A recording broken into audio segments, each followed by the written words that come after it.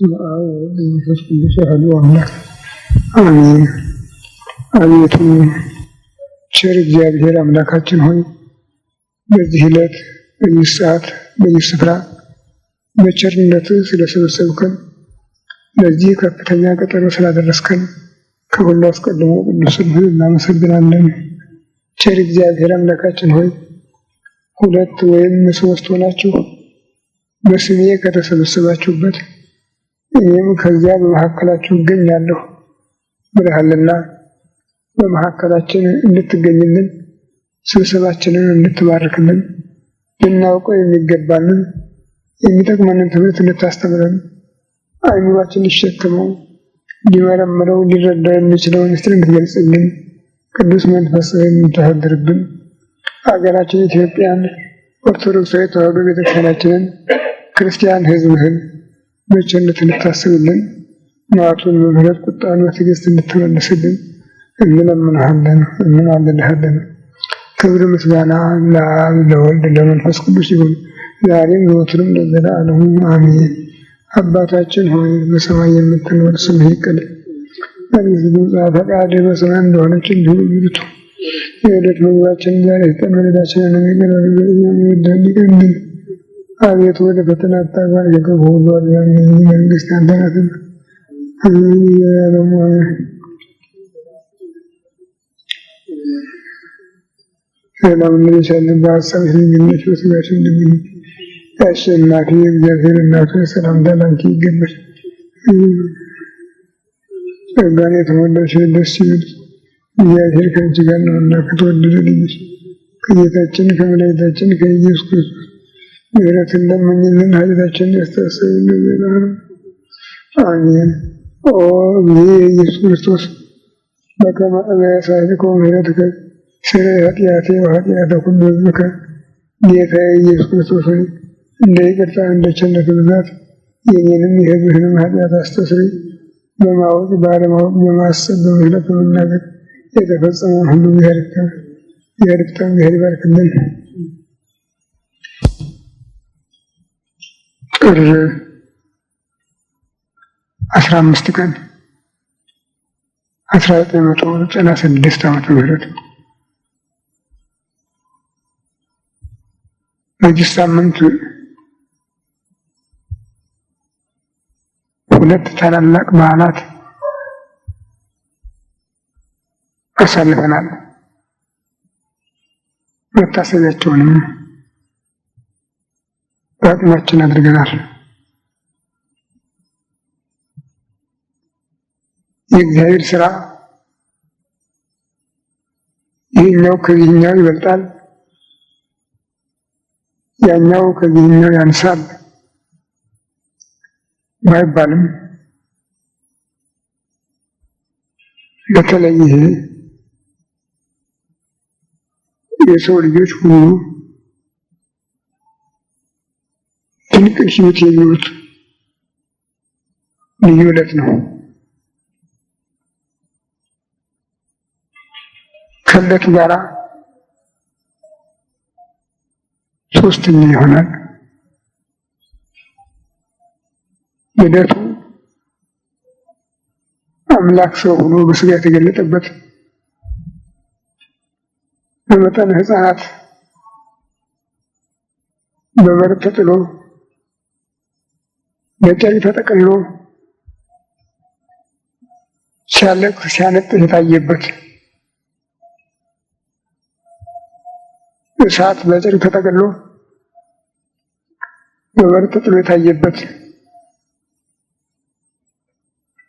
40 ዘመን እስራኤልን መና ከደመና እየወረደ የመገበ፣ ውሃ ከድንጋይ እያፈለቀ የመራ፣ ለፍጥረት ሁሉ ምግብ የሚሰጥ አምላክ፣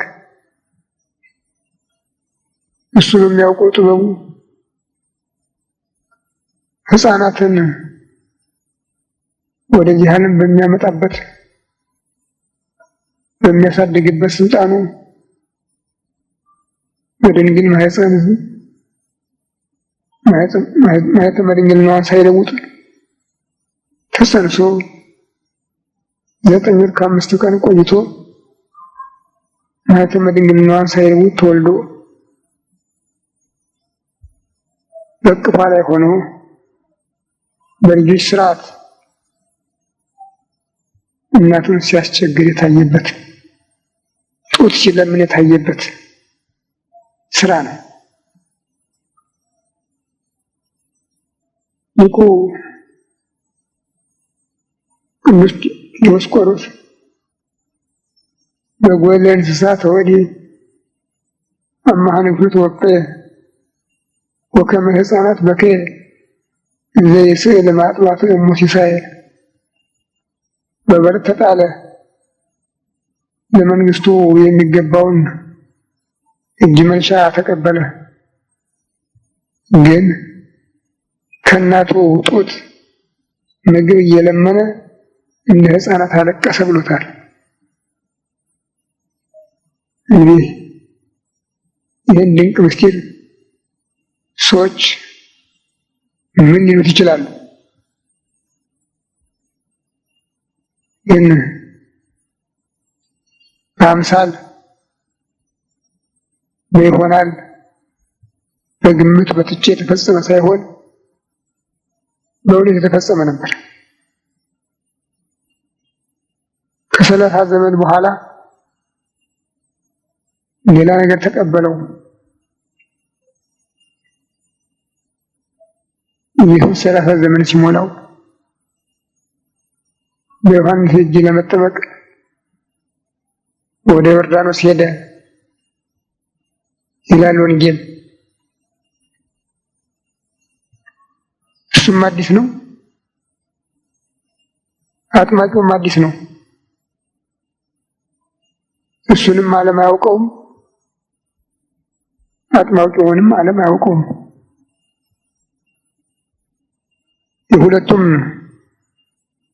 ስራቸው ጠባያቸው ከዓለም አይገጥምም። መጥምቁ ከጌታ በዕድሜ መንፈቅ እየቀደመ ይሄዳል። እሱ በተጸነሰ ጊዜ እናቱ 5 ወር ራሷን ደብቃ ቆይታ ከዚያ በኋላ ነው ቅዱስ ገብርኤል ወደ እመቤታችን ሄዶ የጌታን ልደት የምስራች ነገራት። ፊቷ ከተራሰ ጉድጓዷ ከተማሰ በኋላ የመጣ ጽንስ በመሆኑ አሁን ብላ ብላች ባልቴት ቂጣ ቢነፋት አረገዝኩ ትላለች እንዳይሏት ድብቅ ቁጥር አድርጋ ነው ያሳለፈችው። ሲመጣ መጣ የማይደበቅ ሆኖ እንጂ ወዲያው በሰብአ ሰገል ዜና ምክንያት የእሱንም የጌታንም ልደት የሕፃናት ሞት ሲከተለው ሄሮድስ ዘካርያስን አንተን ቤት የተወለደ ልጅ አለ አምጣ አለው። እንግዲህ የተቀበልኩት ከሌላ ነው ብሎ ወስዶ የእግዚአብሔር መልአክ ያን ጊዜ በተገለጠበት በዕጣን መሰዊያ ያስቀመጠው መልአኩ ከእናቱ ጋር ነጥቆ ወስዶ በበረሃ እንዲያድግ ያደረገው። እንግዲህ 30 ዘመን እስኪሞላው በበረሃ ነው የኖረው። የሰው መልክ እንኳን በደንቡ ያውቀው ነበር ማለት ነው። ምግቡማ ከማንም አይገጥምም።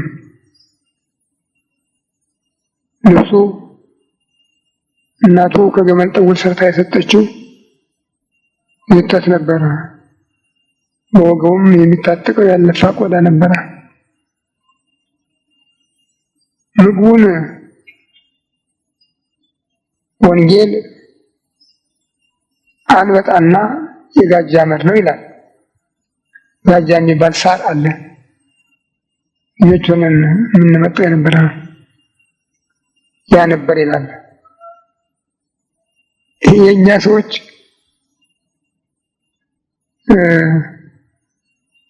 አንበጣ የሚለውን ሸሽተው እንደ ርኩስ አድርገው አንቦጣ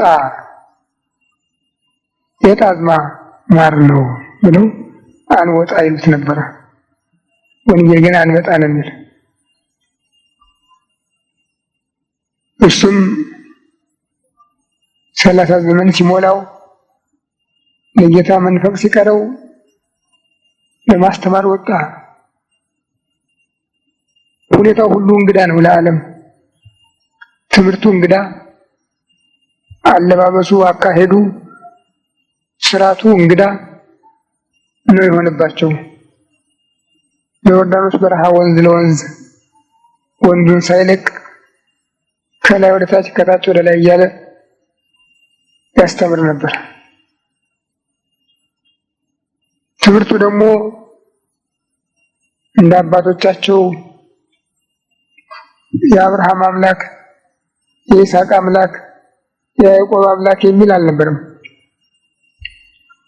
መንግስተ ሰማያት ቀርባለችና ንስሐ ግቡ፣ የእግዚአብሔርን መንገድ ጥረጉ፣ ጥርጊያውንም አስተካክሉ፣ ጎድጓዳው ይሙላ፣ ኮረብታው ዝቅ ይበል፣ ስርጓጉጡ ሁሉ ይተካከል፣ ስጋ የለበሰ ሁሉ የእግዚአብሔርን ትድግና ይይ የሚል ነበር አዋጁ። አዲስ ነገር ነው። ምንድን ነው ይሄ ትምህርት? መንግስተ ሰማያት የሚለው ነገር ምን ማለት ነው? እንዴት ነው? ስርጓጉጡ ሁሉ ይተካከል፣ ስጋ የለበሰ ሁሉ የእግዚአብሔርን ትድግና ይይ የሚለው ምንድን ነው እያሉ ይጨነቁ ነበር። እነሱ ሁልጊዜ በእጃቸው ያለውን መጽሐፍ ከፍተው ማየት፣ አይተው ማስተዋልና መረዳት ያቅታቸዋል። እንደኛ ናቸው። የእኛ ሰው ዛሬ በብዛት ዳዊት ይደግማል፣ ነገር ግን አያውቀውም ምን እንደሚናገር። የሚጸልይ ዳዊት ነው፣ አያውቀውም። የሚጸልይ ውዳሴ ማርያም ነው፣ አያውቀውም። በእግዚአብሔር ፊት ቆሞ ብዙ ችግር እያለው ምን እንደሚለምን ግን አያውቅም። እግዚአብሔር ብቻ በቸርነቱ የልቡን አይቶ የፈለገውንም ያልፈለገውንም ይሰጠዋል እንጂ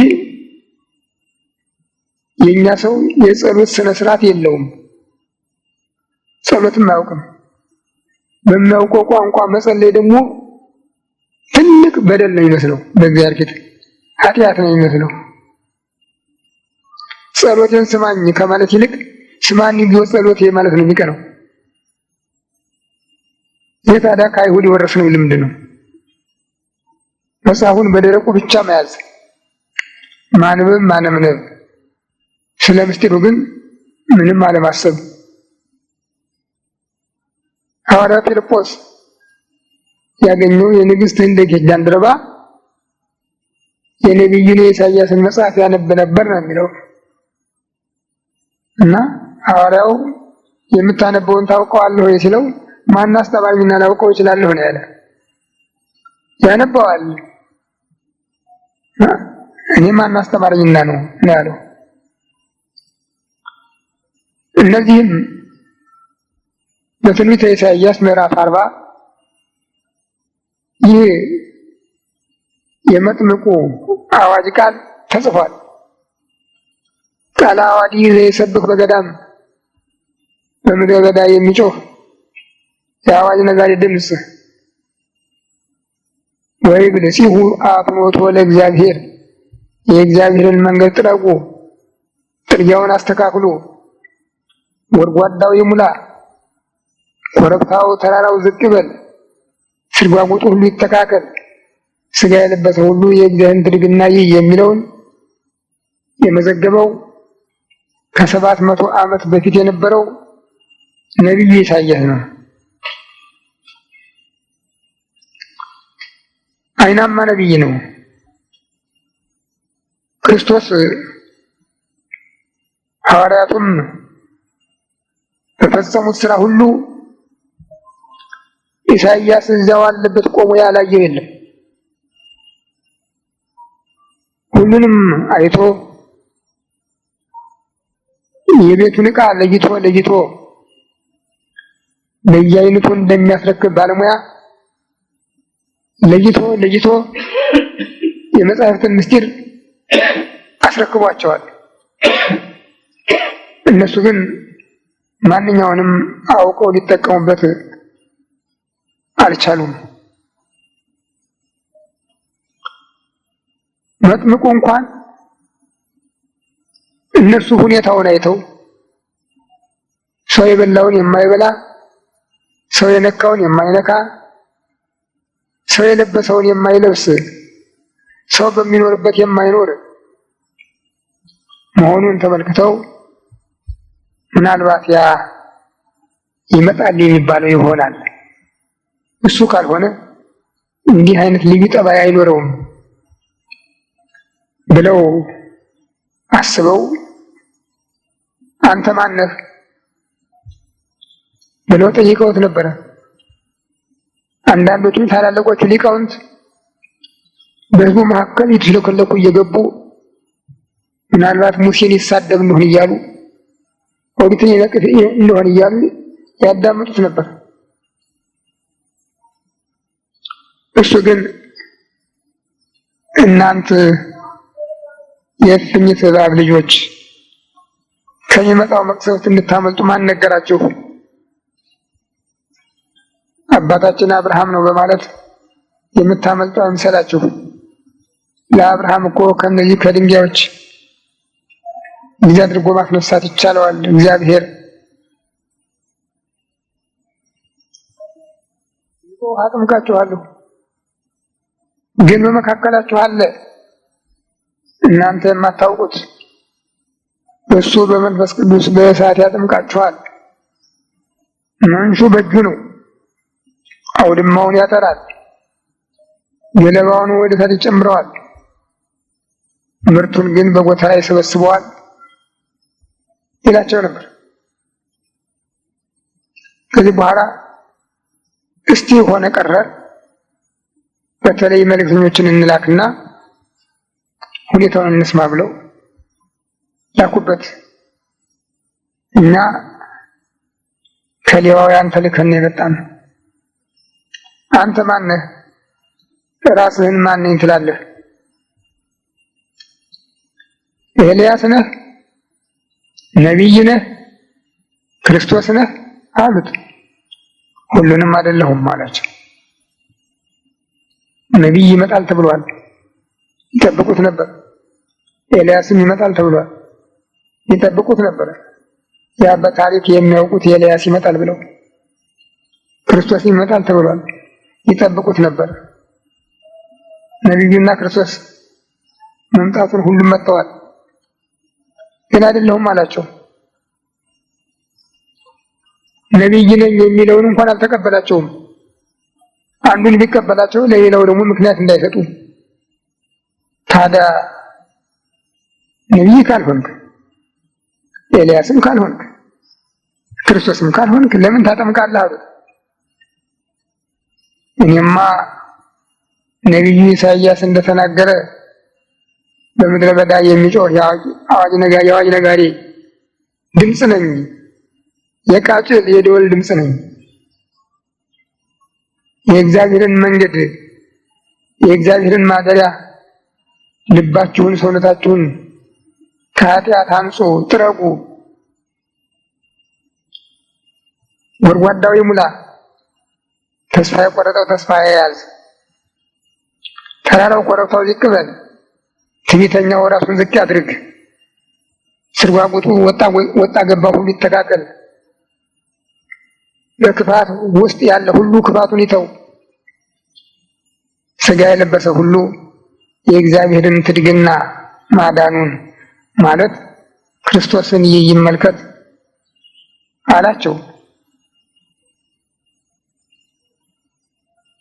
እኔ የማውቀው አልነበርኩም በውሃ እንዳጠምቅ የላከኝ እሱ መንፈስ ቅዱስ ወርዶ በራሱ ላይ ሲያርፍበት የምታየው እሱ ነው በመንፈስ ቅዱስ በእሳት የሚያጠምቅ አለኝ። ስለዚህም በውሃ እንዳጠምቅ እኔ ተላኩ እንጂ ጫማውን እንኳን ልሸከምለት አይቻለኝም። ከኔ በፊት የነበረ ነው፣ ከኔ በኋላ የሚመጣ ነው ብሎ በጣም ጥልቅ ትምህርት አስተማራቸው። አሁንም አልገባቸውም። ይህን በማስተማር ላይ ሳለ ነው ጌታ ከገሊላ ከናዝሬት ዮሐንስ ወዳለበት ወደ ዮርዳኖስ መጣ። ጊዜው ደረሰ። ቀጠሮ ሊተላለፍ የማይችል ነው። ነቢያት ቀደም ብለው ተናግረዋል። በአምሳል ታይቷል። በቃል ተነግሯል።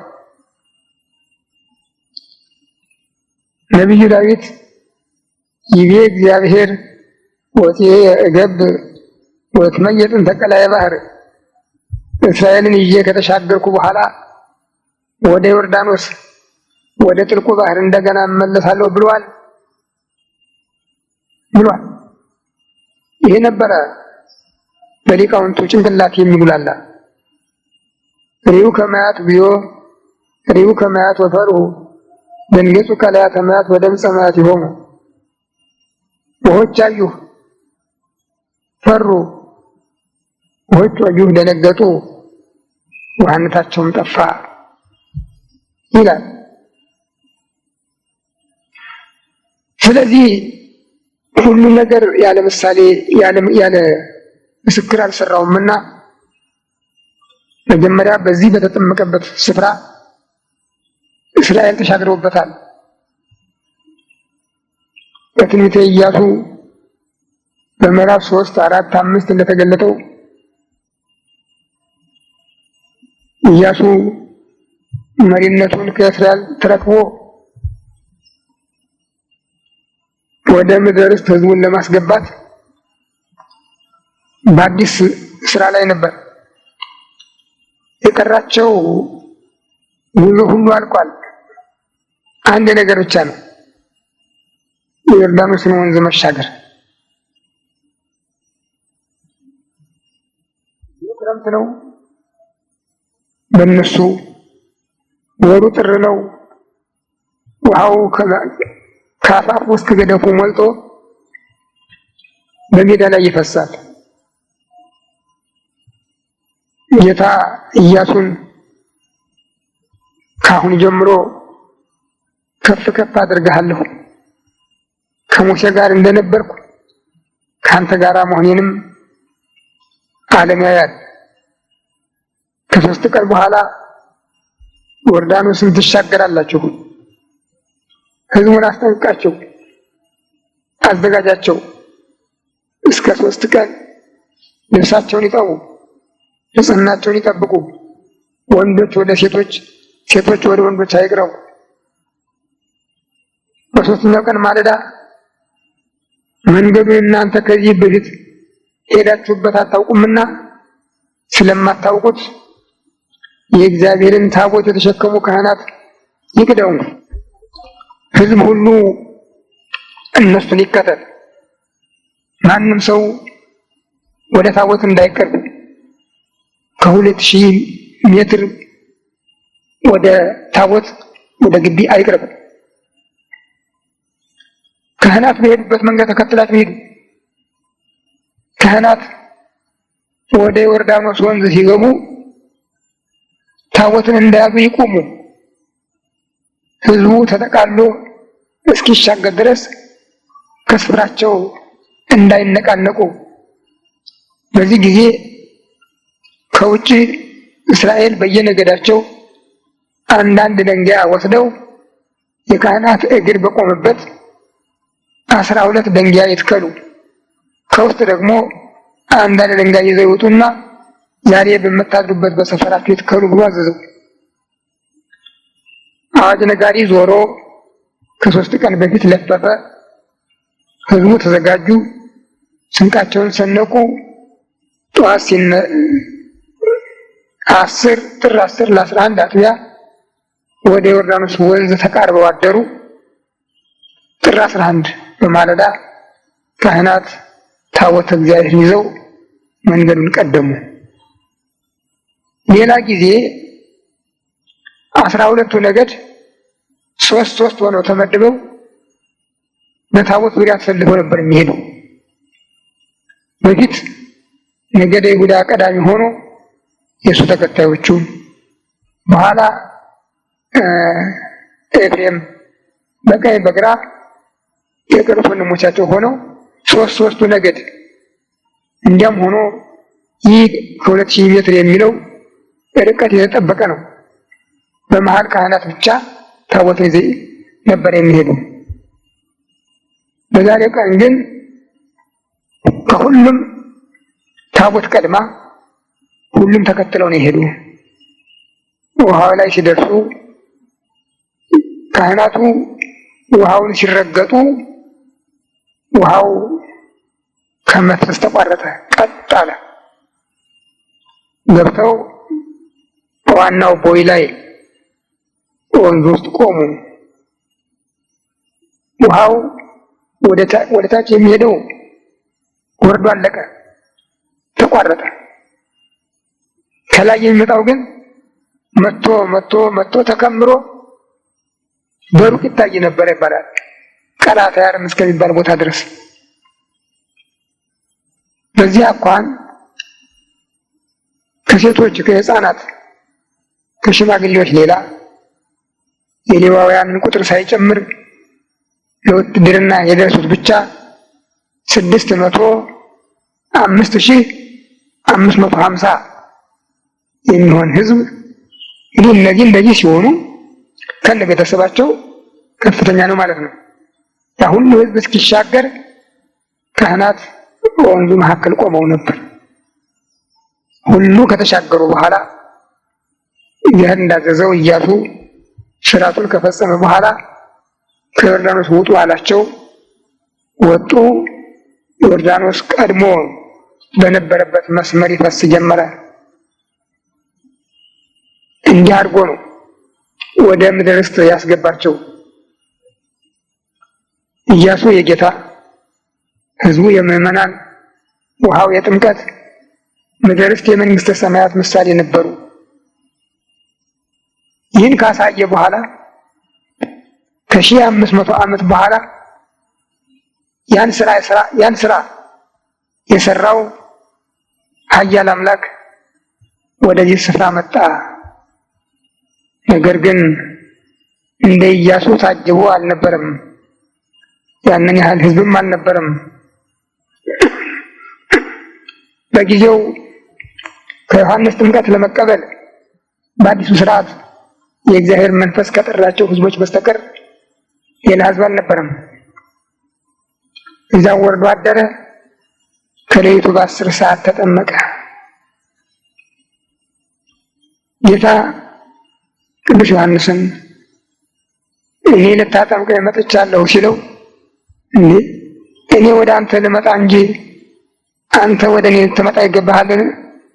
እኔ አንተን ባጠምቅ እንጂ አንተ እኔን ብታጠምቅ እንጂ እኔ አንተን አጠምቅሃለሁን ብሎ ይከራከር ነበር። እምቢ አለው። ተው አለው ጌታ። ተው፣ ጽድቅን ሁሉ ልንፈጽም ይገባናል። እንዲህ ያለው ተድላ ደስታ ለእኛ ነውና አለው። አዎ እሱም መጥምቅ አምላኩን ያጠመቀ ተብሎ የሚመሰገንበት፣ ሌላው የሚነገርበት፣ ጌታም በባሪያው በሎሌው እጅ ተጠመቀ ተብሎ ትህትናው የሚነገርበት ስራና ቀን ስለነበረ ነው። ይህ ብቻም አይደለም፣ ሌላ ስራም ነበረው።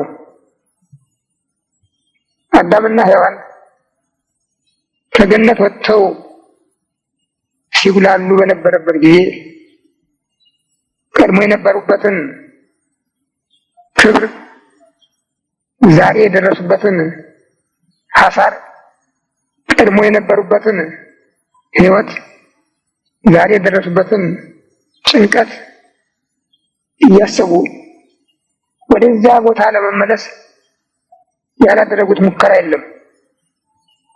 ከእግዚአብሔር ጋር እንታረቃለን፣ በቶሎ ወደ ቦታችን እንመለሳለን በማለት ሀሳባቸው ሁሉ ያንንም ይዳስስ ነበረ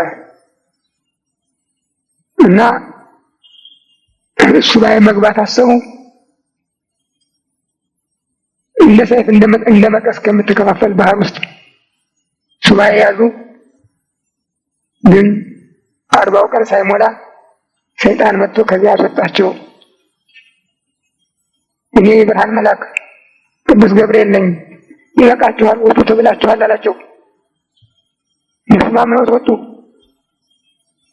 እሱ በፊት እነሱ በኋላ እየተከታተሉ ሲሄዱ በድንገት እኔ ማን ነኝ አላወቃችሁኝም አላቸው። ኧረ እኛ አላወቅንህም፣ ግን በዚያው ላይ እኔ መልአከ ብርሃን ቅዱስ ገብርኤል ነኝ ብለህን አልነበረም ማለት ነው። ምን መልአከ ብርሃን መልአከ ጽልመት እንጂ ጥንቱን ከገነት ያወጣኋቸው ጠላታችሁ ጋር ዳያለኝ አላቸው። ደንግጠው ወደቁ፣ ጨለማ ዋጣቸው። እዚያው እንዳሉ አሁን ደብዳቤ መጻፍ አለባቸው፣ ያለዚያ ከዚህ አትወጡም ብሎ አስጨነቃቸው። ያቃለለልን መስሏል። እዚያው እንዳሉ አሁን ደብዳቤ መጻፍ አለባቸው፣ ያለዚያ ከዚህ አትወጡም ብሎ አስጨነቃቸው። እነሱ ያቃለለልን መስሏቸው አዳም የዲያብሎስ ወንድ ባሪያ ነው፣ ሔዋንም የዲያብሎስ ሴት ባሪያ ናት ብለው ጽፎ ሰጡት። ዜና አዳም እንደሚናገረው ያንን 2 ድንጋይ አንዱን በዮርዳኖስ አንዱን በሲኦል ጥሎታል ይላል።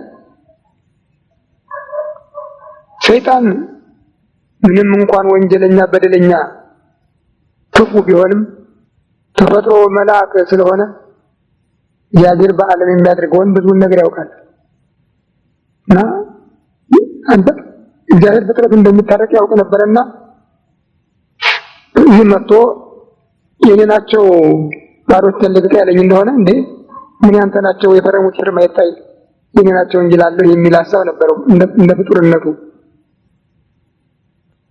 ነገር ግን ጌታ ለሱ ምንም ያማከረው ነገር የለም። በመጽሐፈ ኪዳን ፈቂደ የጠውት ምደሰብ ተገምድ በማህፀነ ድንግል ተሃቢዮ ለሁሉ ኃይል እነ በሰማያት ማህደር ወለለ ይትቃወም ኃይል ለያይምሮ ሰወሮሙ። የሰውን ወገን ያድን ወዶ በድንግል ማህፀን አደረ። ግን በሰማይ ያሉ መላእክትን ሁሉ እንዲያውቁ አላደረገም። ምስጢሩን ሰወራቸው። ከነሱ ተሰውሮ ነው የመጣ። ተቃዋሚዎችንም እንዳያውቁ አደረጋቸው ነው የሚለው እና እንኳን ተቃዋሚዎቹ ደጋጉም ይችን ሰዓት አላወቁም እሱ እስከሚገልጣት ድረስ። ምክንያቱም ስራው በተወሰነ መልኩ እንዲከናወን በቅርብ ያሉት ብቻ እንዲያጠኑት የተፈቀደ ስለሆነ ከሰዎችም ቅርብ ያሉት ከመላእክቱም ለምስጋና የሚመጡት ብቻ ናቸው የሚያውቁ የነበረ። ስለዚህ ወደ ዮርዳኖስ ሲመጣ ወደ ባህሩ ጥልቅ ሲገባ የሚጠብቀው ያ ዲያብሎስ የጣለው የአዳምና የሔዋን የዕዳ ደብዳቤ ነበረ። ረግጦ ወደ መሰሰው 3 ጊዜ ብቅ ጥልቅ ብሎ ሲወጣ ረግጦ ወደ መሰሰው። ሌላም ነበረ፣ ሌላም ስራ ነበረው። የአባትነት ስራ እጮኛውን ቤተክርስቲያንን በሙሽርነት የሚቀበልበት ስርዓት ነው የጌታ ጥምቀት። አንድ ሰው ወደ ሴት ካልገባ ልጅ ማግኘት ማስገኘት አይችልም። ጌታም ምዕመናንን ለመውለድ ወደ ጥምቀት መግባት ነበር የፈቀደው። በጥምቀትም ቤተክርስቲያንን የእሱ ሙሽሪት ማድረግ። ስለዚህም በ30 ዘመን ዕድሜው ቤተክርስቲያንን እጅ ያደረገ፣ ወደ ጥምቀት ገባ። ልጆች ሁሉ የሚፈለፈሉበትን የዮርዳኖስን ማህፀን ዳሰሰ። ልጆች ሁሉ ከአብራ ከመንፈስ ቅዱስ ከማህፀነ ዮርዳኖስ ያለማቋረጥ ከዚያ ቀን ጀምሮ እስከ ዕለተ ምጽአት እንዲወለዱ የዮርዳኖስን ማህፀን ዳሰሰ። ያ ማህፀን የዘር የልጅ የህይወት ምንጭ ሆነ። ለዚህ ነው ወደ ዮርዳኖስ ወንዝ የገባው። የፈቀደውን ስራ ከፈጸመ በኋላ ከወንዙ ወጥቶ ይጸልይ ጀመር። ስራ አልቋል። በር ተከፍቷል። የደስታ ብስራት ሁለተኛው ተጀመረ። የመጀመሪያው በዕለቱ ቀን የታየው መላእክትና እረኞች አንድ ሆነው እግዚአብሔርን ያመሰገኑበት፣ ስብሐት ለእግዚአብሔር በሰማያት ወሰላም በምድር ስምረቱ ለሰብ፣ በሰማይ ለእግዚአብሔር ምስጋና በምድርም ለሰው ልጆች ፍቅሩ ለሰው ሆነ ሲሉ የዘመሩበት ቀን ነበረ። ያው እንግዳ ነገር አለ። ብርሃን ታይቷል። መላእክት ከናለቃቸው ከነመዝሙራቸው ታይተዋል፣ ተሰምተዋል። ሌላ ግን የሚታይ ነገር አልነበረም በአካባቢው ከበረቱ በስተቀር።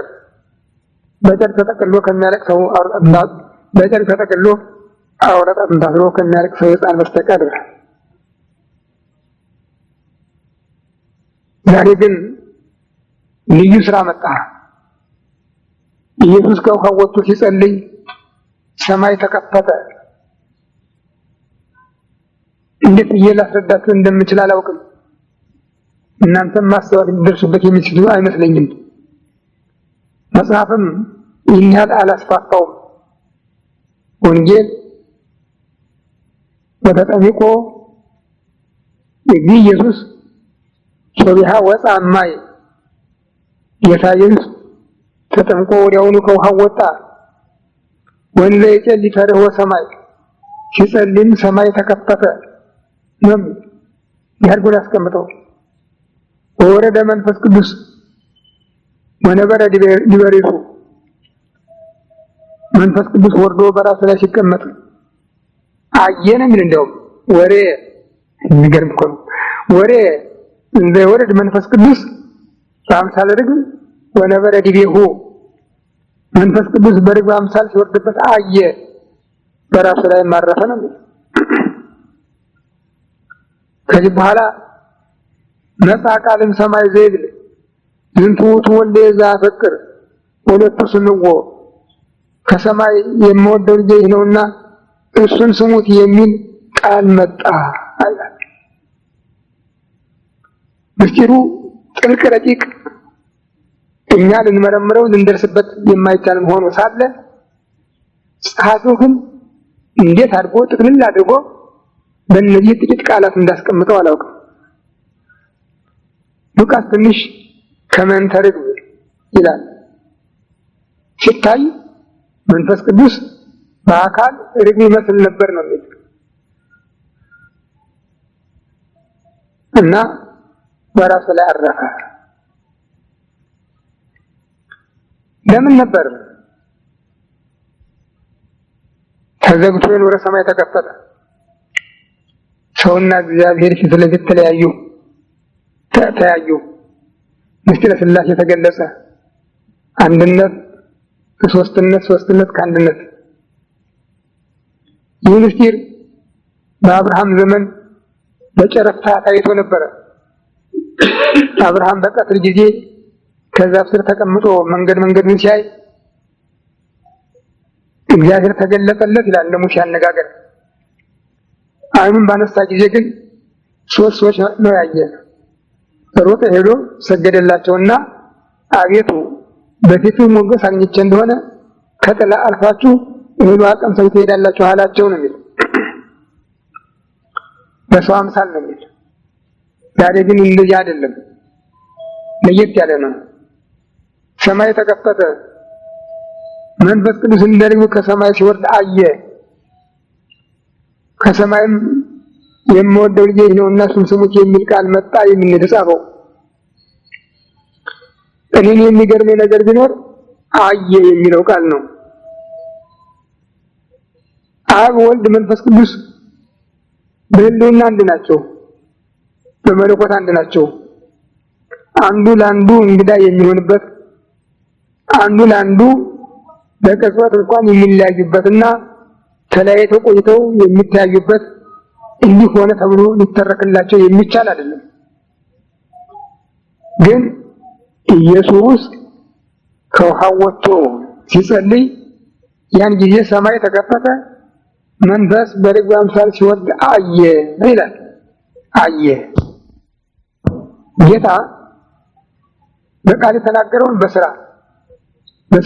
የገለጠውን በቃል እያደጋገፈ ነው የወንጌልን ስራ ያከናወነውና ያስተማረ። እንግዲህ ከዚያ ጊዜ ጀምሮ በሚሰራው ስራ ሁሉ ለሚያምኑበት የርክክብ ስራ ነው የሚሰራ። የርክክብ ስራ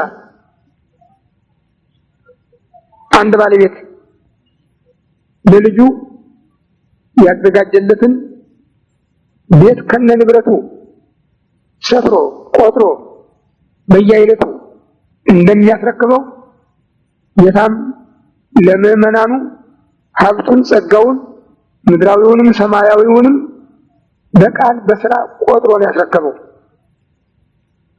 ስለዚህም ተጠምቆ ከውሃው ወጥቶ ሲጸልይ አለ። የስራ መጀመሪያው ጥምቀት ነው። ተጠመቀ፣ ምዕመናን የሚወለዱበት ማህፀን ተከፈተ። በመጀመሪያ ግን ማንን ነበር ማየት የነበረባቸው? ህፃናት እናታቸውን፣ አባታቸውን፣ አጠገባቸው የሚያገኟቸውን። ስለዚህ ከውሃ የሚወለድ ሁሉ፣ ከመንፈስ ቅዱስ የሚወለድ ሁሉ አባቱን እግዚአብሔርን፣ እናቱን ቤተክርስቲያንን እንዲያውቅ አይኑን ከፈተ። አየ ሲል በእኛ ቋንቋ ነበር የሚናገረው። ምክንያቱም ያለበት ስርዓተ ተስቤት ነውና የሚፈጽመው ሰብአዊ ስርዓት ነውና። ይህማ ባይሆን ኑሮ ወደ ውሃ መውረድ የማያስፈልገውም ነበረ፣ ባለበትም ሊያደርገው ይችል ነበረ። ግን በስርዓተ ተስቤት በቤዛነቱ የሚፈጸመው ስራ ሲጀመር እሱ ራሱ ጥምቀት የማያስፈልገው አምላክ ተጠመቀ። በመጠመቁ ለሚጠመቁ ሁሉ የእግዚአብሔር ልጆች እንዲሆኑ ስልጣን ሰጠ። አካሉ ውሃ ውስጥ ስለተገኘ ነው። አያችሁ፣ አካሉ ውሃ ውስጥ ሲገኝ እኛ እያንዳንዳችን የተጠመቅን ሁሉ የእግዚአብሔር ልጆች እንድንሆን አባታችንን መስለን እንድንወለድ እድል አገኘን።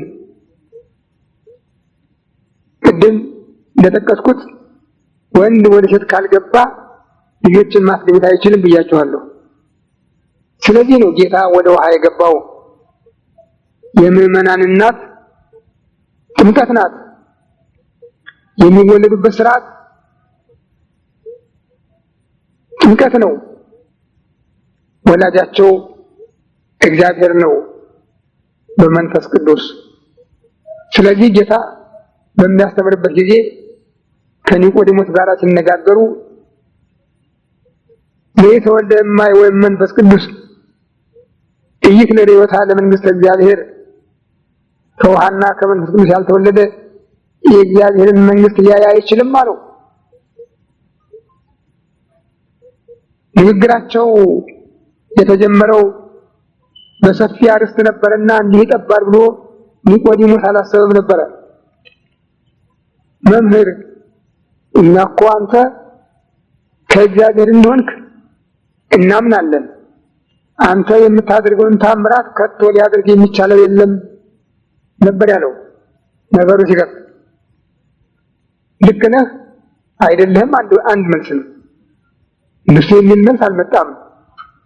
እውነት እነግርሃለሁ፣ ዳግመኛ ያልተወለደ የእግዚአብሔርን መንግስት አያይም። እንግዳ ነገር ነበር ለሊቁ። እንዴት ሰው ካደገ ካረጀ በኋላ ወደ እናቱ ማህፀን ተመልሶ ሊገባና ሊወለድ ይችላል አለው። አሁንም ቃሉን አጸና ጌታ። ከውሃና ከመንፈስ ቅዱስ ያልተወለደ ወደ እግዚአብሔር መንግስት ሊገባ የእግዚአብሔርን መንግስት ሊያይ አይችልም። ነፋስ ወደ ወደደው ይነፍሳል፣ ከየት እንደሚመጣ ወዴት እንደሚሄድ ግን አታውቅም። ስለዚህ ከመንፈስ ቅዱስ የሚወለዱት ልደት ከመንፈስ ቅዱስ የሚወለድ ሰውም እንዲሁ ነው አለው። ቃሉን አጸና። ይህ ስርዓት የተከናወነው በዕለተ ጥምቀት ጌታ በፈጸመው ስራ ነው። ይህ ድል የጸጋ የተገኘው ወጥቶ ሲጸልይ ዕቃ ማስረከብ ተጀመረ። መንፈስ ቅዱስ ከሰማይ ሲወርድ አየ። ጥሙቃን ሁሉ ምዕመናን ሁሉ ከዚያ ቀን ጀምሮ እንደየድላቸው ዓይናቸው ይከፈታል፣ አባታቸውን አምላካቸውን ያያሉ፣ ለይተውም ያውቃሉ። በቅዱሳን ዝርዝር ታሪክ ውስጥ ከልደታቸው ጀምሮ እስከ ዕለተ ዕረፍታቸው ልዩ ልዩ ታሪክ ያላቸው ቅዱሳን አሉ። ታዲያ እነዚህ ሁሉ ከእናቱ ማህፀን ጀምሮ መንፈስ ቅዱስ ይሞላበታል። ከእናቱ ማህፀን መርጬሃለሁ ከተባሉት ከነ ቅዱስ ዮሐንስ ከነ ቅዱስ ኤርምያስ በላይ ናቸው። ሴቶች ከወለዱት ሁሉ ዮሐንስ መጥምቅን የሚበልጠው የለም፣ በመንግስተ ሰማይ ግን ታናሽ ይበልጠዋል ነው ያለ ጌታ። አንድ ሐዋርያ ከዚህ ሁሉ በላይ ነው እና ይህን ምስጢር ለማየት የታደለ ከሆነ አብሮት ያድጋል እና መንፈስ ቅዱስ ሲወርድ አየ ብሎ ወንጌላዊ ጻፈ። ምዕመናን የሚረከቡት አንዱ የመጀመሪያው ሀብት ይሄ ነውና የእግዚአብሔርን አባትነት ማወቅ። ከስጋዊ ልደታቸው የተማሩት ነገር ቢኖር አባታችን እገሌ እናታችን እገሊት ማለት ነው ለሚጠይቃቸው ሁሉ። ሁለተኛውን ልደት ለሚወለዱ ሁሉ ደግሞ የእግዚአብሔር ልጆች እንዲሆኑ ስልጣን ሲሰጣቸው የሚያውቁት ይህንን ነው። ከአብ ከወልድ ከመንፈስ ቅዱስ በጥምቀት መወለዳቸውን አየ ይላል። ወዲያው የምወደው ልጄ ነውና እሱን ስሙት የሚል አዋጅ መጣ ይላል። አዎ ትልቁ በር ተከፈተ። እግዚአብሔር ልጁን ለዓለም አስተዋወቀ። ሰጥቻችኋለሁ፣ መሪያችሁ ነው፣ ተከተሉት አለ። ይሄ ብቻ አልነበረም። እሱን አንተ ልጄ ነህ መርጬሃለሁ ሲለው ወይም ይህ ልጄ ነው እሱን ስሙት ብሎ ሲናገር እናንተ ልጆቼ ናችሁ ብሎ ለእያንዳንዳችን ክርስቲያኖች ያውጅ ነበረ። አወጀ። እንደ ቃሉም ለተቀበሉት ሁሉ ሆኖላቸዋል። ያልተቀበሉት ይቅርባቸው፣ እምቢተኞች ይቅርባቸው እንጂ በስሙ ላመኑ ለተጠመቁ ሁሉ እናንተ ልጆቼ የሚለው ቃል ጸንቶላቸዋል። ስለዚህ ነው ጌታ ሐሙስ ማታ በደቀ መዛሙርት መካከል በነበረ ጊዜ ልጆቼ እያለ ነበር የሚያነጋግራቸው። ደጋግሞ ልጆቼ አዲስ ትእዛዝ እሰጣችኋለሁ፣ ልጆቼ አንተ ልጄ ብሎ እግዚአብሔር አብ ሰው የሆነውን አምላክ እንደጠራው እኛንም በቃሉ ልጆቼ ብሎ እንዲጠራን አደለን፣ ታደልን። ለዚህ በቅተናል።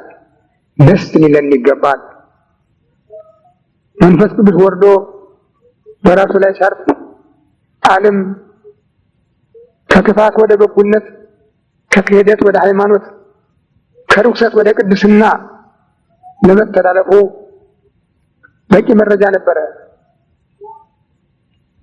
ለዚህ ነው በርግብ አምሳል የወረደው።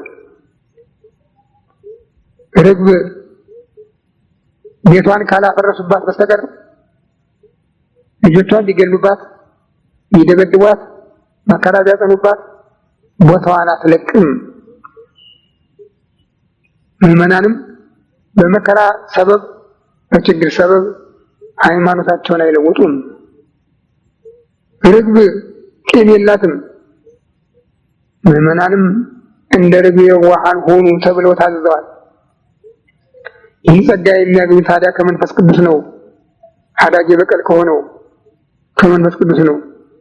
አምላካችን በጥፋታችን ተፈረደብን ወደ ኋላ ብሎ ያድነን እንደመጣ የተቀበልነው እኛም ስለሱ ሁሉን ብንተው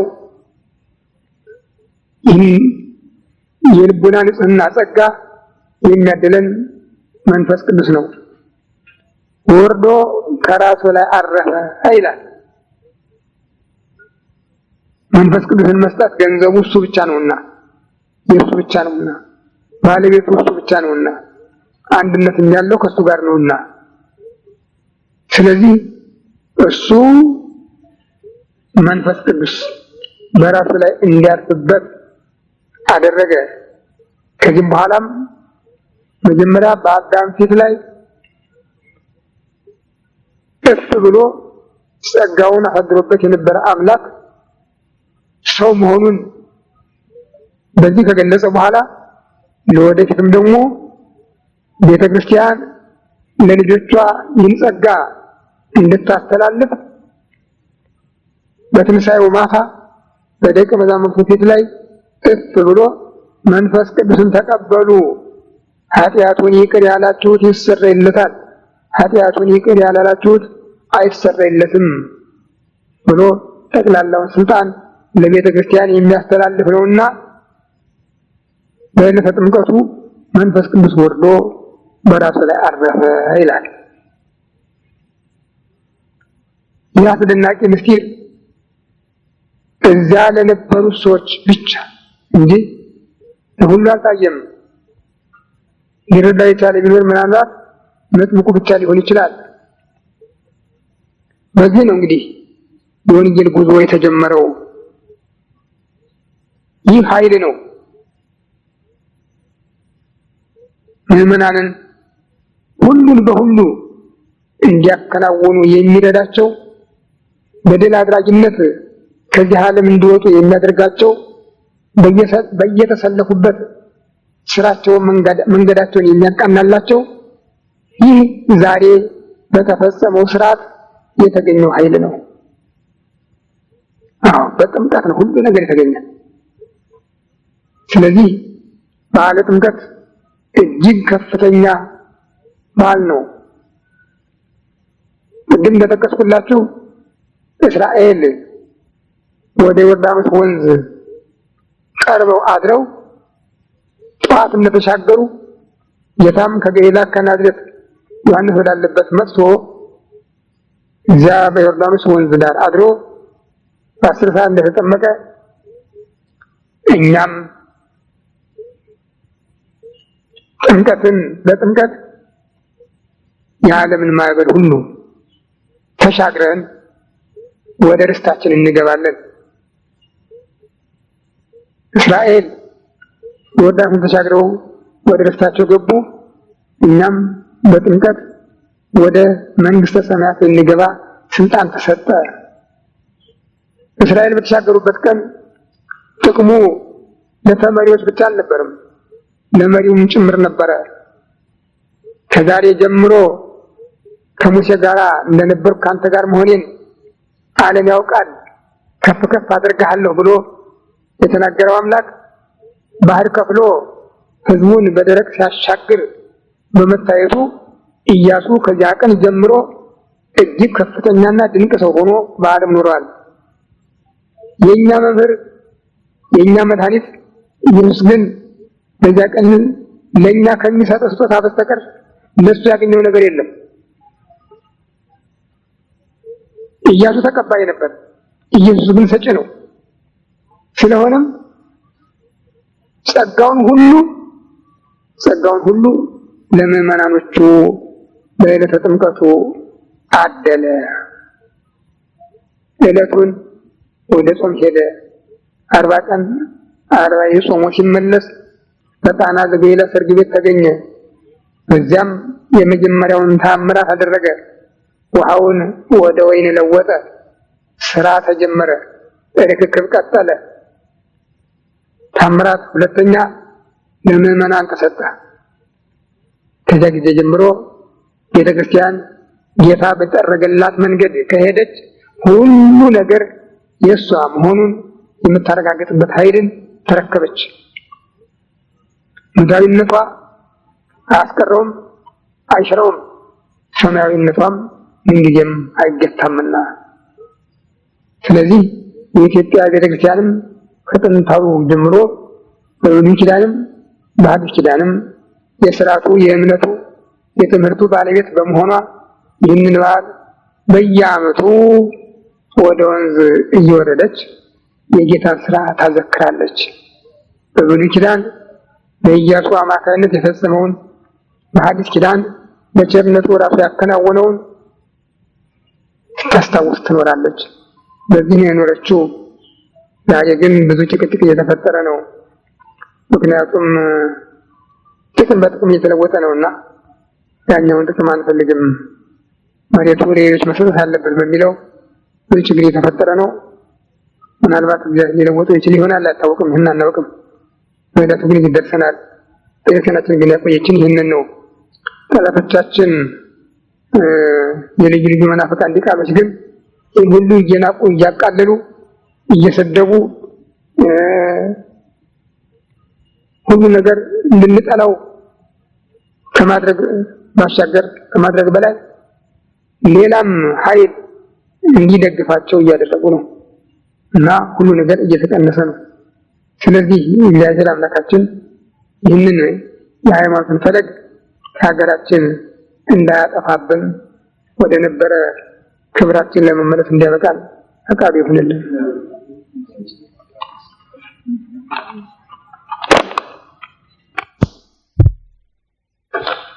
በስመ አብ ወወልድ ወመንፈስ ቅዱስ አሐዱ አምላክ አሜን። አቤቱ ቸር እግዚአብሔር አምላካችን ሆይ በዚህ ዕለት በዚህ ሰዓት በዚህ ስፍራ በቸርነትህ ስለሰበሰብከን በዚህ ከፍተኛ ቀደም ስላደረስከን ከሁሉ አስቀድሞ ቅዱስ ስምህን እናመሰግናለን። ቸር እግዚአብሔር አምላካችን ሆይ እስከ ዓለም ፍጻሜ ከእናንተ ጋር ነኝ ብለሃልና እንዳትለየን፣ እንዳትርቀን፣ እንድትታደገን፣ እንድትጠብቀን ከመከራ ሥጋ ከመከራ ነፍስ ሰውረን ሀገራችን ኢትዮጵያን ኦርቶዶክሳዊ ተዋሕዶ ቤተክርስቲያናችን ክርስቲያን ሕዝብህን እያንዳንዳችን በቸርነት እንድታስብልን ከዚህ ጊዜ ከዚህ ሰዓት እንዳደረስከን ለሚመጣው ዕለትና ሰዓት በቸርነትህ አድረሰን ደግሞ ስምህን እንድናመሰግን እንድትፈቅድልን እንለምንሃለን፣ እንማልድሃለን። ክብር ምስጋና ለአንተ ለቸር አባትህ ለመንፈስ ቅዱስ ይሁን ዛሬም ዘወትርም ለዘላለሙ አሜን። አባታችን ሆይ በሰማይ የምትኖር ስምህ ይቀደስ፣ መንግሥትህ ትምጣ፣ ፈቃድህ በሰማይ እንደሆነች እንዲሁ በምድር ትሁን። የዕለት ምግባችንን ዛሬ ስጠን፣ በደላችንን ይቅር በለን እኛም የበደሉንን ይቅር በለን። አቤቱ ወደ ፈተና አታግባን፣ ከክፉ ሁሉ አድነን እንጂ መንግሥት ያንተ ናትና ኃይል ምስጋናም ለዘላለሙ አሜን። እመቤታችን ቅድስት ድንግል ማርያም ሆይ በመልአኩ በቅዱስ ገብርኤል ሰላምታ ሰላም እንልሻለን። በሐሳብሽ ድንግል ነሽ፣ በሥጋሽም ድንግል ነሽ።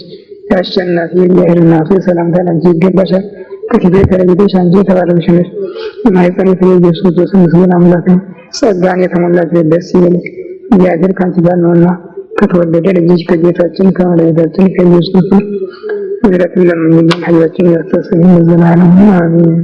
ኦ ኢየሱስ ክርስቶስ በከመ ያሳህልከ ምሕረትከ ስረይ ኃጢአቴ ወኃጢአተ ኩሉ ሕዝብከ። ጌታ ኢየሱስ ክርስቶስ እንደ ይቅርታ እንደ ቸርነትህ ብዛት የእኔንም የሕዝብህንም ኃጢአት አስተስርይ። በማወቅ ባለማወቅ በማሰብ በመስራት በመናገር የተፈጸመውን ሁሉ እግዚአብሔር ይፍታ። የደስታ የህልም ማርክ የሚያበረከት ይወድ ፍቅር መስል ህዝብ ሁለት እንደላይ ሆነ